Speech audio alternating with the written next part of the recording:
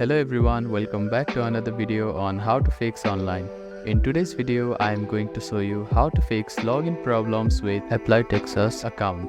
If you are having trouble logging into your account, here are some fixes you can try. The first thing to do is to check that you have a stable internet connection, either through Wi-Fi or cellular data. Then try logging in again. Also make sure that you are typing your information correctly.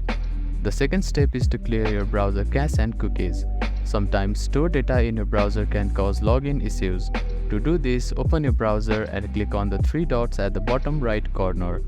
Then find the History button. After clicking on the History button, you can find the Delete Browsing Data button.